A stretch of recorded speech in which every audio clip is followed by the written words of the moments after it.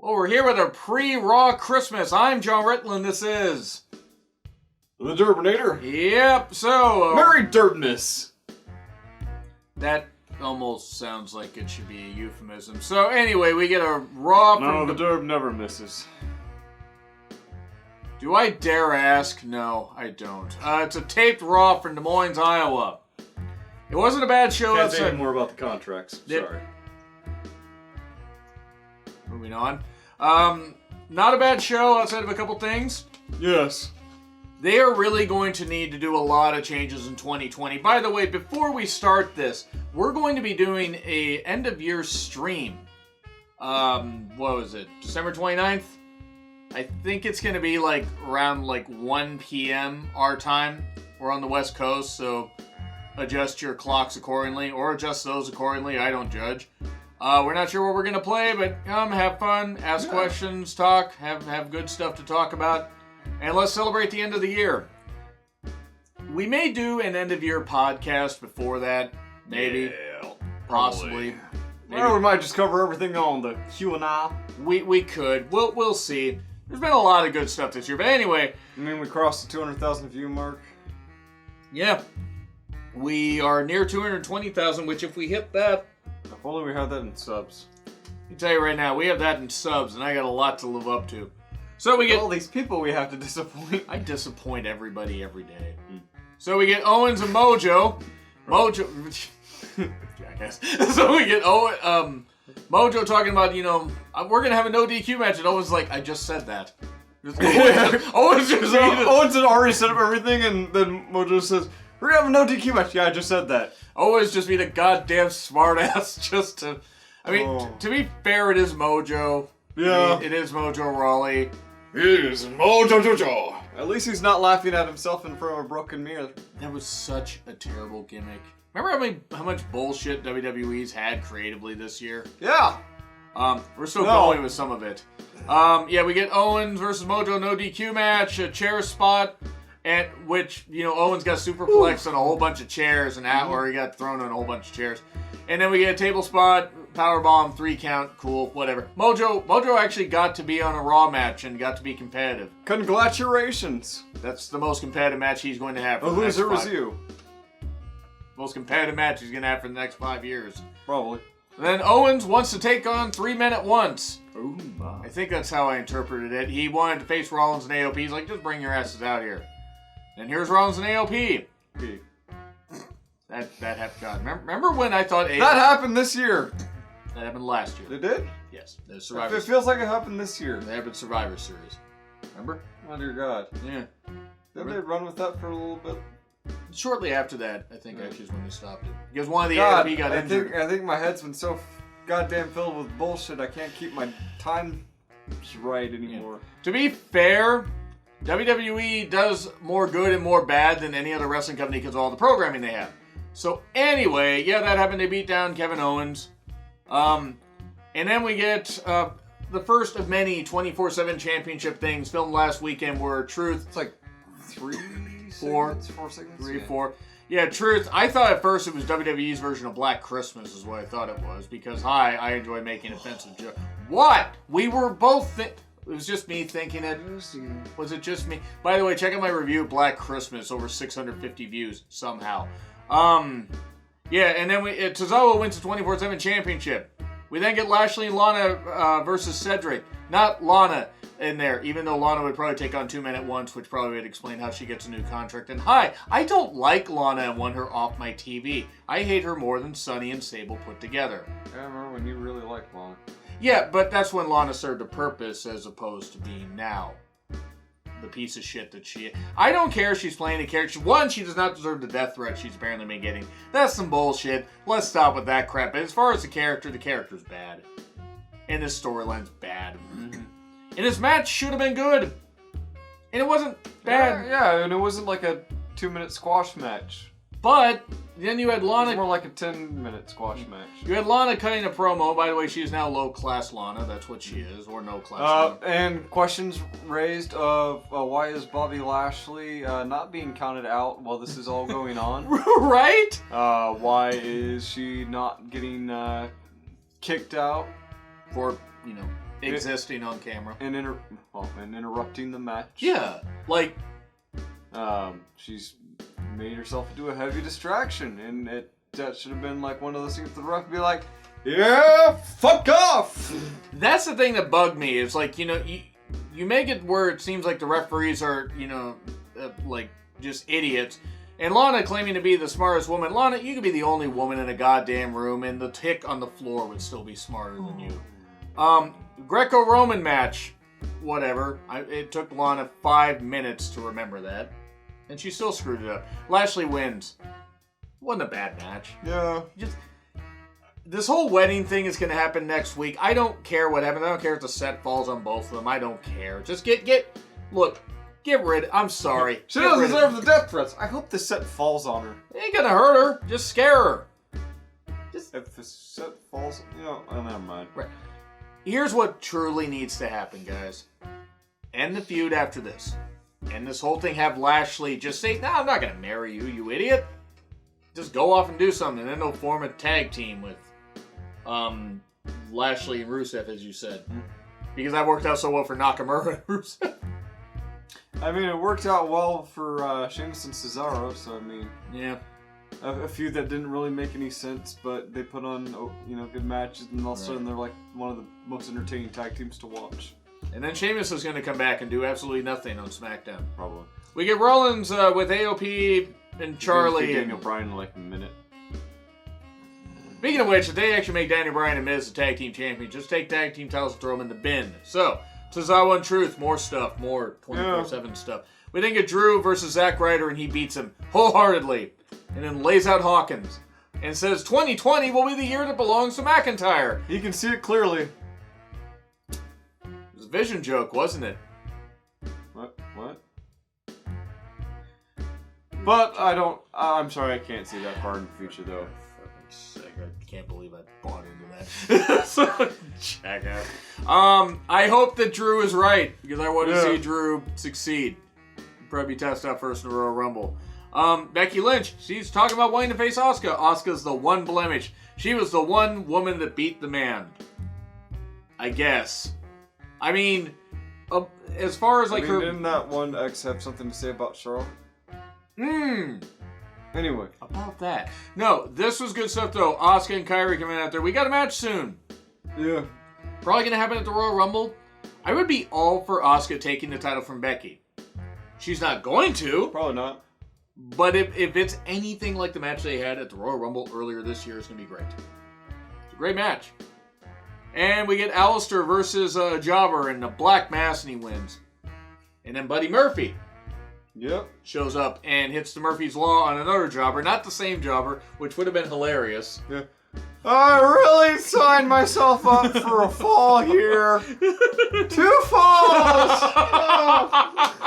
And they stare. Yeah, I was wondering. They stare each other down. Alistair offers his hand. Buddy says, nah, and then he gets a black mass to the face. A great sell by Buddy. They're continuing this feud. We're going to have a match next week. And it is good that the talent's got some time off. Yeah. Okay. So, I think a Ricochet versus Tony Nese. Tony Nese's abs. And Tony Nese just displaying everything for everybody in that camera shot. Good grief, it's like Balor, for God's sakes. It was good. It was good for what it was. And I see Tony Nese on Raw. Yeah, it is. It just scrapped the 205 Live brand and just featured the cruiserweights intermingling and have them show up and intermingling these cruiserweights. Have them show up and get a cruiserweight title shot by beating the shit out of Leo Rush, which is probably going to be his role now that he lost the title. I mean, I'm guessing. He's teaming up with Keith Lee apparently on a taped NXT that they had. The Christmas one, which I'm not going to review. The Working Christmas. I don't care about taped NXT. Leo. Alright, yeah, I asked for that. We get a Chelsea Green video package. Hands up if you forgot that Chelsea Green was on the goddamn roster. I love Chelsea Green. She was really good. You're not putting your hand up because you didn't forget she was on the roster. You're leaving me to hang out to dry on this, aren't you? Okay. I like Chelsea Green. I thought she did well in Impact. I was happy WWE signed her. I know she had a broken wrist, and it's great to see her on TV. Guess what? I just And her first match on TV is against Charlotte. Not a bad way to kick things off. Charlotte does not look like she wants to be there at all. Maybe she's burned out. Rumors are she might start a family with Andrade. When you've been somebody who had to hold up the division for a few years, it's one of those like. Well, I didn't have to, but was forced to hold up the division. Yeah, forced to. I'll agree with that. Yeah, she's probably exhausted, and there's nothing for her really that she can do. Nothing more that she can do. And it was a good match with Chelsea. Chelsea kind of looked like her equal for a bit, and then Charlotte won with the figure 8. Yeah. Not a bad match. We then get Santa becoming the 24/7 champion because you called that earlier. I did. Goddamn night. So this is something I wanted to ask you about because you did not watch last week's Raw. What did you think of this Liv Morgan video package? I did see it last week. Oh, you did? Okay. The video package. Ah, okay. I think that there's some audio cues in the background that are making this seem like it's something a little creepier than just what it seems on the surface. Yes. So maybe they're going for something a little deeper than what they usually go for. I admit to being wrong about the Firefly Funhouse earlier this year. I'm still not the biggest fan of it. We'll see what goes on with that. If they let Liv do what she could do with it, it could work. Now, I don't know, but we'll see. I'm willing to give this a chance, unlike some other things. We get Styles, Gallows, and Anderson versus Orton and the Viking Raiders. So, of course, Orton was happy to team up with 2 white guys against 3 more white guys. And these are the 2 notes I have from this. It's 2 lines from commentary. Eric is tearing a hole right through AJ Styles. And the Viper is slithering behind AJ Styles. That is what I took away from this. Meanwhile, back at the lose. Well, what happened? Styles won with a phenomenal forearm. Yeah. Pins Orton. Yeah. Oh, yeah, he did pin Orton. We then get more 24/7 stuff with a carriage. WWE can't do good comedy. Neither can AEW. There were some funny moments throughout the 24/7 segments, like Tozawa hiding in the trees and trying to sneak off. But mildly funny. Not like, you know, bursting out laughing kind of funny. Yeah, that's fine if you found some entertainment. If you guys found some entertainment, that's great. We get the Street Profits talking about Christmas gifts and Komodo dragons. I kind of wish a Komodo dragon would have taken care of this next thing, which was Rowan versus a jobber. The jobber offered him a candy cane. Several, in fact. In his trunks, which means that a version of Joey Ryan is somehow made on the WWE TV. It's the Christmas Joey.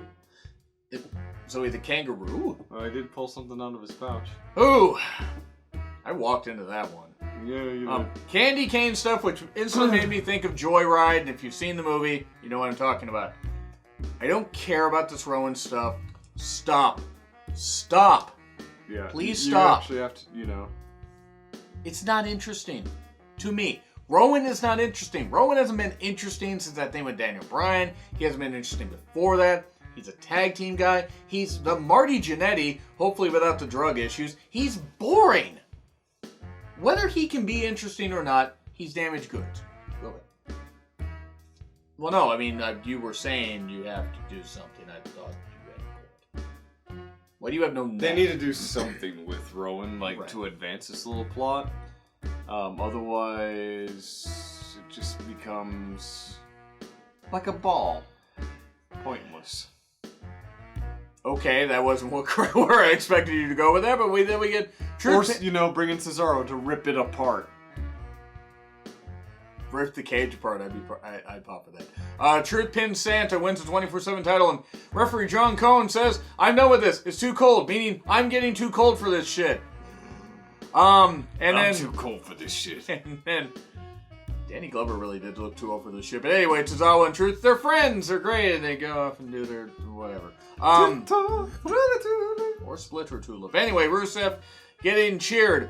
And he ain't getting a push in 2020 or any other year, so everybody can just calm down with it. I want Rusev to get a push. I want Rusev to be WWE champion. He ain't gonna be, because Vince hates him. Mm-hmm.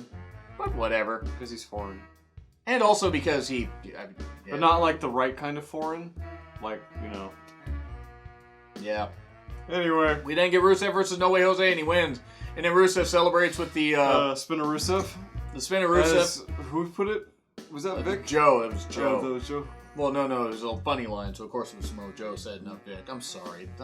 I like Vic Joseph. But, what was it? He danced with the, No Way Jose's the Rosebud. The Rosebud? No, not the Rosebud. It was the Jose Congo Buds. line. That just, you know what? Never mind. I'm not even going to talk about what that sounds like.